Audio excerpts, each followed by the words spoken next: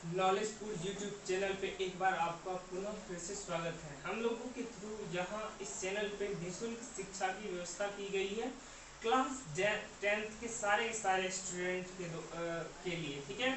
और यदि आपको हर एक अपने सिलेबस के मतलब जो आपके सिलेबस के अकॉर्डिंग सब्जेक्ट है उसकी पढ़ाई को आप यदि सुचारू रूप से जारी रखना चाहते हैं तो मेरे YouTube चैनल को सब्सक्राइब कर ले, प्ले लिस्ट में जाकर अपने सारे के सारे वीडियो को पढ़ना स्टार्ट कर दे। अभी बेसिक टर्मिनोलॉजी के साथ साथ आपके कॉन्सेप्ट को क्लियर करते हुए आगे बढ़ा जा रहा है। आगे आपका वीडियो जमा ना हो जाए इसलिए साथ ही साथ आप क्या कीजिए, सभी के सारे वीडियो को एक साथ देखते हुए कंप्लीट करते हुए आगे बढ़िए, ताकि आपको मेरे साथ पढ़ने में इंटरेस्ट भी लगे और कुछ जो आपका डाउट हो वो आप ज्यादा से ज्यादा पूछ भी सके। आते हैं हम अपने सब्जेक्ट पे। अभी जो हम बात कर रहे थे जीव विज्ञान 10th की एक साइंस की पार्ट है, जो जिसके विषय में हम जो देख रहे थे वहाँ क्या देख रहे थे, हमने मनुष्यों में श्वसन को देख रहे थे। मनुष्यों में श्वसन जो होते हैं वो दो तरीके से होते हैं, एक तो अंतःश्वास और दूसरा क्या, उच्छ्वास। तो हमने क्या देखा, अंतःश्वास को देखा, मतलब सांस लेने की क्रिया। अब क्या देखेंगे, यहाँ छोड़ने का प्रोसेस देखेंगे। तो छोड़ने का प्रोसेस ही कहलाता है उच्छ्वास, याद रखिएगा। जो सांस छोड़ते हैं उसी को बोलते हैं उच्छ्वास। अब देखिए हमने लैंग्वेज के तौर पे क्या लिखाया, लैंग्वेज के तौर पे हमने ये लिखाया, मनुष्यों का फेफड़ों से वायु, मतलब आप एक फॉर्म लीजिए, जो वायु होगा किस फॉर्मेशन में होगा, गैस के फॉर्म में, वही लिखे वायु गैसों का बाहर निकलना उच्छ्वास कहलाता है। मतलब वायु का बाहर निकलना जो है उच्छ्वास कहलाता है। और वायु किस रूप में होगा, तो गैस रूप में होगा, ठीक है। तो ये क्या कहलाता है, उच्छ्वास कहलाता है। अब एक बात बताइए, जो मनुष्य गैस को छोड़ता है, जिस गैस को छोड़ता है, कौन सी गैस को छोड़ता है, आप लोग जान भी रहे होंगे, बहुत सारे बच्चे नहीं जान रहे होंगे, उसके लिए घबराने की बात नहीं है। ये जो गैस छोड़ता है वो गैस का नाम है CO2, मतलब कार्बन डाइऑक्साइड को छोड़ता है। कहाँ छोड़ता है, बाहरी वातावरण में छोड़ता है, ठीक है। तो घबराने की बात नहीं है, आप इस चीज को नोट डाउन कर लिए, ठीक है। साथ ही साथ वहां आप मेंशन कर लीजिएगा किस गैस को छोड़ता है, क्योंकि आपके बोर्ड में ये क्वेश्चन ऑब्जेक्टिव में कई बार पूछे हैं। अब देखिए, जब कोई क्रिया होती है तो उसके साथ कुछ घटनाएं घटती है। तो यहाँ भी कुछ घटना घटेगी। किस तरह की घटना घटेगी, जो वृक्षीय गुहा है अपने मूल रूप या आकार में, बोलिए, में आ जाती है। सर ये मूल रूप आकार में क्यों आ जाती है, कारण क्या है, कारण सिर्फ यही है वृक्षीय गुहा का अपने मूल रूप या आकार में आने का, कि उसका अंतःश्वास में क्या हो रहा था। आप मान लीजिए आपका जो चेस्ट है वो क्या कर रहा था, फूल रहा था। मतलब जब हम सांस भरते हैं तो चेस्ट क्या होता है, मेरा फूलता है। आप सांस को भरिए और देखिए कि आप चेस्ट फूलता है या नहीं फूलता है। प्रैक्टिकली तौर पे आपको लगेगा कि हाँ मेरा पसलियां जो है क्या हो रही है, उभर रही है, आगे की ओर उभर रही है। तो उसमें हो रहा था, किस चीज में, अंतःश्वास में। आपने यदि नहीं देखा तो जाकर देख लीजिए। तो यहाँ क्या है, ये क्या कर रही है, अपने मूल रूप में आ रही है। किस चीज में, उच्छ्वास की क्रिया में, छोड़ने के क्रिया में वो अपना समान जो रूप है उस रूप में आ जाएगा। कौन, वृक्षीय गुहा। तो इस चीज को नोट डाउन कर लिए, वृक्षीय गुहा को आप हेडलाइन कर लिए, अंडरलाइन कर लिए, और इसको भी मूल रूप को, क्योंकि आपको इस दोनों चीज याद रहेगी तो आप इस लाइन को लिख पाएंगे। अब देखिए सेकेंड टर्मिनोलॉजी क्या कहता है, ये जो पसलियों की पेशियां है, पसलियों की पेशियां है वो शिथिल हो जाती है। अब शिथिल हो जाती है कहने का तात्पर्य क्या, शिथिल का मतलब क्या होता है, ढीला, ठीक है। क्या होता है, शिथिल का मतलब ही होता है ढीला। आपको घबराने वाली बात नहीं है, शिथिल मतलब क्या होता है, ढीला। तो ये जो पसलियों की पेशियां है, पसलियों की पेशियां जो होगी वो ढीली पड़ जाएगी, जबकि सांस जब हम लेते हैं तो क्या होता है, टाइट हो जाता है, टाइट हो जाता है, ठीक है। और जब ये यहाँ होगी तो मतलब कि उच्छ्वास में क्या पड़ जाएगी, ढीली, मतलब ढीला पड़ जाएगा, उसी को बोलते हैं शिथिल, ठीक है। घबराने वाली बात नहीं है, ठीक है। अब वक्ष, हम बताए थे कि वक्ष क्या होती है। तो यहाँ जो होता है वक्ष अपने स्थान पर वापस चला जाता है। मतलब उस कंडीशन में क्या था, उस कंडीशन पे भी क्या हो रहा था, वक्ष मेरा सिकुड़ रहा था। क्या कर रहा था, सिकुड़ रहा था, तो ये क्या हो जाएगा, अपने नॉर्मल स्थान पर क्या हो जाएगी, आहार मतलब कि आ जाएगी। कौन, वक्ष अपने स्थान पर वापस आ जाएगी, मतलब नॉर्मल कंडीशन में आ जाएगा जैसा था।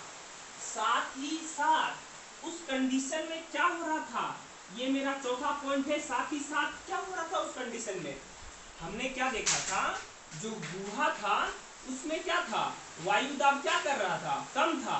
लेकिन इस कंडीशन में क्या होगा, मेरा वायु दाब बढ़ेगा। वायु दाब सर बढ़ेगा, क्यों बढ़ेगा, कंडीशन क्या है कि यहाँ वायु दाब बढ़ेगा।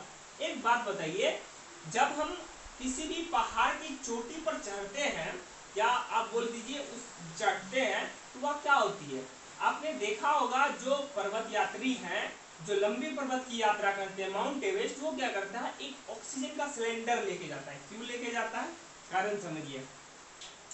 जैसे जैसे हम ऊपर बढ़ते हैं, मेरा वायु दाब बढ़ते चला जाता है। ये सुने होंगे, वायु दाब क्या होता है, बढ़ते चले जाता है। और जब वायु दाब बढ़ती चले जाती है, तो क्या होती है, वहां ऑक्सीजन की कमी खलती है। क्या खलती है, ऑक्सीजन की कमी खलती है।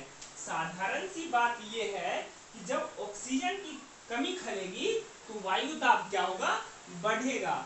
तो वायु दाब बढ़ेगी, तो वहां कौन सा गैस मतलब छोड़ेंगे, CO2। अब एक बात बताइए, यदि हम CO2 छोड़ेंगे, तो हमको अभाव किस चीज का है, वहां मतलब कि O2 का क्या है, मेरा अभाव है। इसलिए वहां क्या हो रहा है, वायु दाब बढ़ रहा है। यदि मेरा ऑक्सीजन आ जाएगा, तो वायु दाब क्या होगा, कम होगा, वायु दाब कम होगा। और यदि मेरा ऑक्सीजन वहां नहीं है, मतलब एक तरीके से आप उस चीज का उदाहरण ले सकते हैं, पर्वत पे चढ़ने वाले या भूमि के अंदर जाने वाले आदमी के लिए, तो वहां क्या होगा, वायु दाब बढ़ती है। साथ ही साथ क्या है, वहां जो होगी, किस गैस को छोड़ेंगे, किस गैस को छोड़ेंगे, CO2 को क्या करेंगे, फेफड़े से बाहर निकालेंगे। कहाँ निकालेंगे, बाहरी वातावरण में बाहर निकालेंगे। तो यदि आपसे कोई पूछा गुहा में वायु का दाब बढ़ क्यों जाता है, तो आप बता दीजिएगा, क्योंकि सर वहां किस चीज का अभाव है। या कोई पूछे तो भैया जो यहाँ मेरा अभाव है, कमी है, वो O2 की कमी है। और जहां O2 की कमी होगी, वो क्या होगा, मनुष्यों के लिए वहां क्या होगा, या फेफड़ों के लिए क्या होगा, वायु दाब अधिक होगा। ठीक है, ठीक है। अब देखिए, इसका 2 स्टार पॉइंट भी है, आप उसको हैचिंग से भी नोट कर लिया, क्योंकि ये स्टार और एरो पहले ही यूज कर लिए थे हम, तो आप हैचिंग से भी यूज कर लीजिएगा। इस चीज को इसलिए देते हैं ताकि आप अट्रैक्टिव तरीके से अपने कॉपी को सजा सकें, जिससे कि आपको पढ़ने में भी हल्का मजा आए। तो अब देखिए, यहाँ जो कुछ पॉइंट है शोषण से जुड़ी हुई, मानव शोषण से जुड़ी हुई, जो कि आपके एग्जाम में वर्बली बहुतों बार पूछी जाती है, बहुतों बार। तो यहाँ देखना है कि वो कौन कौन सी क्रिया है। आप सांस लेने और छोड़ने, मतलब अंतःश्वास और उच्छ्वास। सांस लेना क्या कहलाता है, हमने शुरू में भी लिखा था, सांस लेना मेरा क्या कहलाता है, अंतःश्वास, और छोड़ना क्या कहलाता है, उच्छ्वास। याद रखिएगा, सांस लेना क्या कहलाता है, अंतःश्वास, और छोड़ना क्या कहलाता है, उच्छ्वास। अभी तुरंत हमने निकाला था बाहर निकालना, मतलब क्या कर रहा है, उसको छोड़ रहा है। किस चीज को छोड़ रहा है, मतलब सांस छोड़ रहा है। वह मनुष्यों के फेफड़ों से आप वो बताए थे। तो आप देखिए, यहाँ सांस लेना अंतःश्वास और छोड़ना मेरा उच्छ्वास की क्रिया सांसों उच्छ्वास कहलाती है। याद रखिएगा, सांसों उच्छ्वास कहलाती है।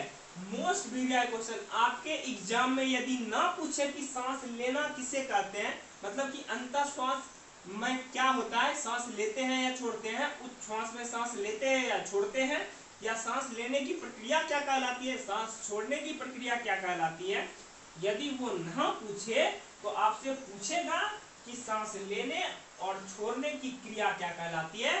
तो आपसे जब भी पूछेगा, सांसों उच्छ्वास आपको मारना है। इस चीज को आप नोट डाउन कर लीजिए। सांस लेना क्या कहलाएगा, अंतःश्वास। सांस छोड़ना क्या कहलाएगा, मेरा उच्छ्वास। और सांस लेना और छोड़ने की क्रिया उच्छ्वास कहलाएगी, उच्छ्वास कहलाएगी।